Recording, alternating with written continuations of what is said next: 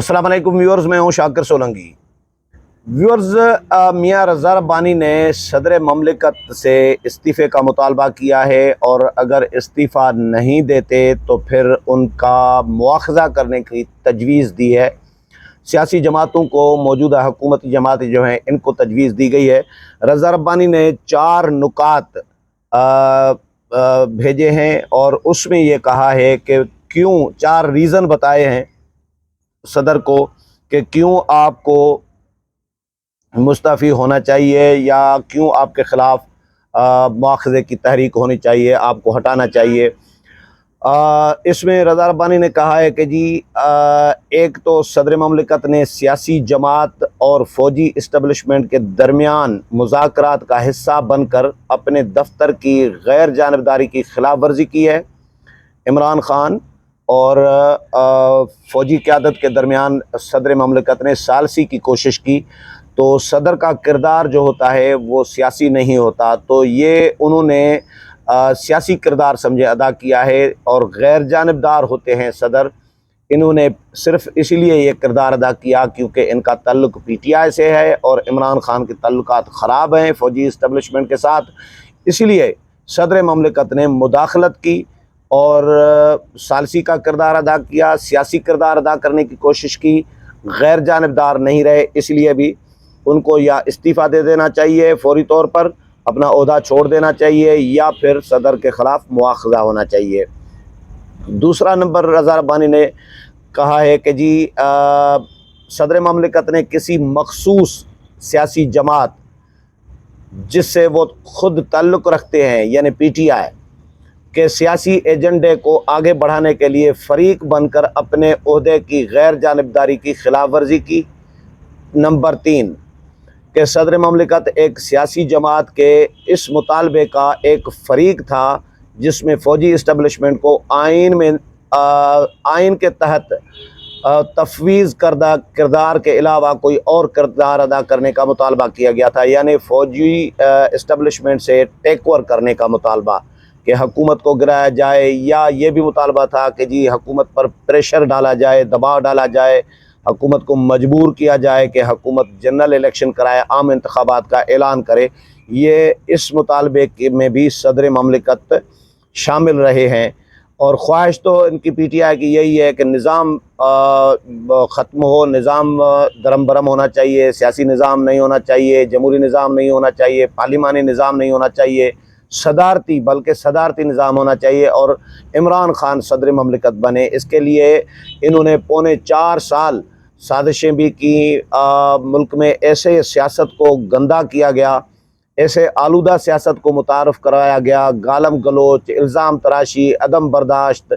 ये इमरान ख़ान ने मुतारफ़ कराई हैं सियासत में, सिर्फ़ इसीलिए ताकि पार्लिमानी सियासी निज़ाम, जमहूरी निज़ाम ख़त्म हो और सियासतदानों को लोग गंदा समझने लगें। इसमें इमरान ख़ान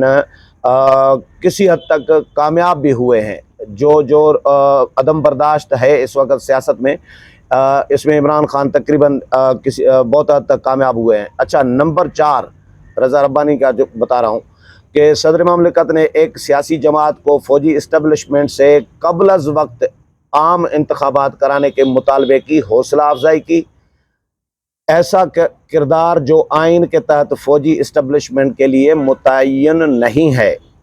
गुज़श्ता रोज़ PTI की क़यादत का ये बयान कि मौजूदा हुकूमत पर दबाव डालकर मिलिट्री इस्टबलिशमेंट को क़ब्ल अज़ वक्त इंतखाबात कराने का कहा जाए तो ये गैर आइनी नहीं है, ये PTI ने ये कहा है। इसकी भी सदर ने हौसला अफजाई की है। अजीब बात है कि क्योंकि आइन में कहीं भी मिलिट्री इस्टबलिशमेंट को ऐसा किरदार अदा करने की कोई गुंजाइश नहीं है। अगर वो ऐसा करते हैं तो ये आइन के 1973 के आइन के तहत उनको दिए गए इख्तियारात से तजावुज़ होगा। रज़ा रब्बानी ने तो 4 पॉइंट ये लिखे हैं, लेकिन मैं आपको याद दिलाता चलूँ कि सदर ममलिकत को क्यों इस्तीफ़ा देना चाहिए या उनका क्यों मुआख़ज़ा नहीं होना चाहिए, मुआख़ज़ा होना चाहिए, क्योंकि सदर ममलिकत ने आइन शिकनी के मुर्तकिब हुए हैं। सुप्रीम कोर्ट का फ़ैसला मौजूद है। इमरान ख़ान ने गैर आइनी طور پر ریکمنڈیشن بھیجی اور انہوں نے سفارش بھیجی صدر مملکت کو کہ اسمبلی تحلیل کر دیں، قومی اسمبلی، اور عمران خان نے بھی غیر آئینی اور غیر قانونی جو ایڈوائس تھی وہ بھیجی تھی صدر مملکت کو۔ یہ سپریم کورٹ کہہ چکی ہے کہ یہ غیر آئینی تھی، کیونکہ قاسم سوری جو ڈپٹی اسپیکر تھے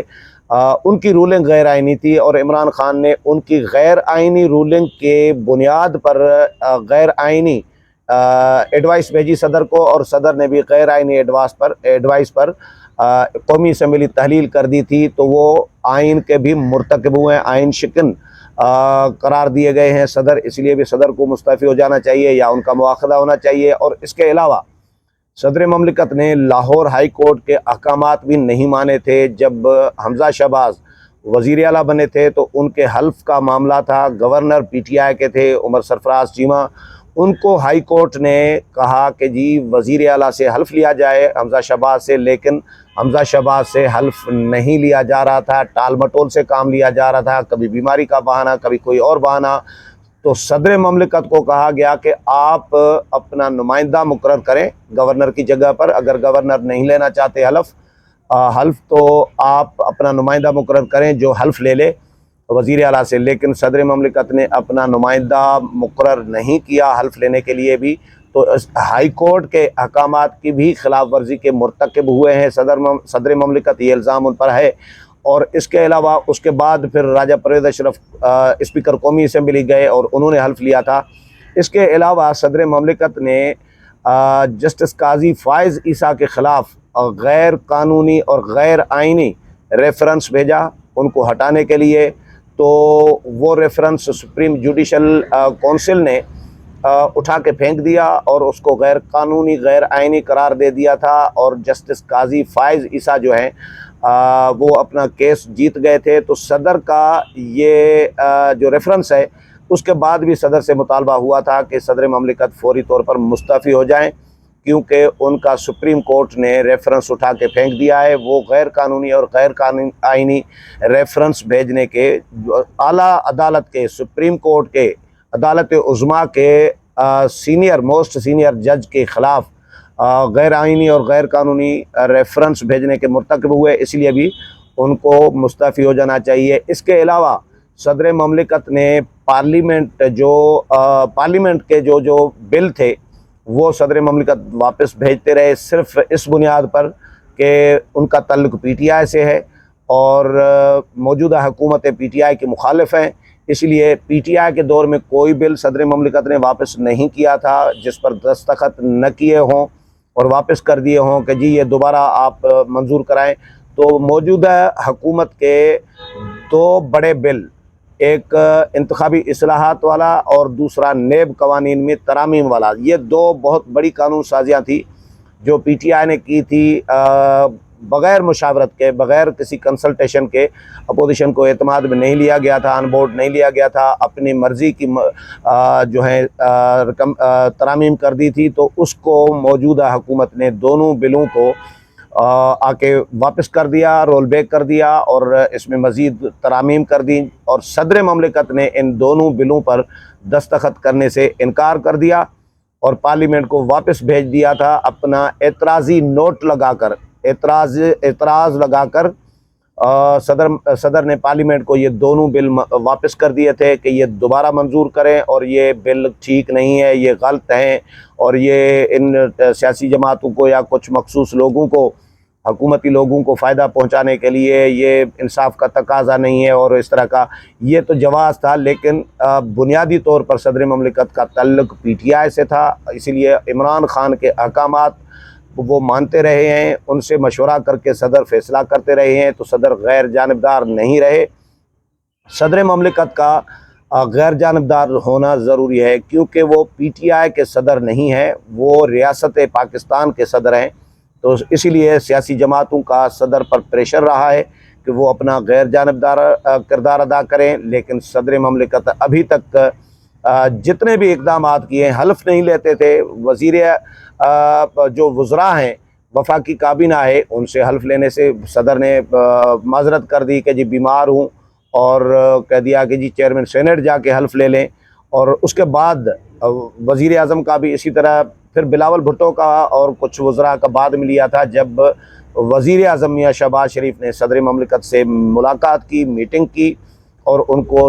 سمجھایا بھی، ریکویسٹ بھی کی کہ آپ سربراہ مملکت ہیں، آپ ریاست پاکستان کے صدر ہیں، آپ پی ٹی آئی کے صدر نہیں ہیں، آپ یہ جو کردار ادا کر رہے ہیں یہ آپ کو زیب نہیں دیتا، یہ غیر آئینی کردار بنتا ہے آپ کا، تو آپ یہ بھی عدم برداشت ہے نا، یہ بھی نفرت کرنا کہ جی ان سے حلف نہیں لینا میں نے، تو یہ صدر مملکت متعصب کیسے ہو سکتے ہیں، جانبدار کیسے ہو سکتے ہیں، اور اتنی نفرت کیسے کر سکتے ہیں اپوزیشن سے؟ صدر کا کردار یہ نہیں ہونا چاہیے۔ اگر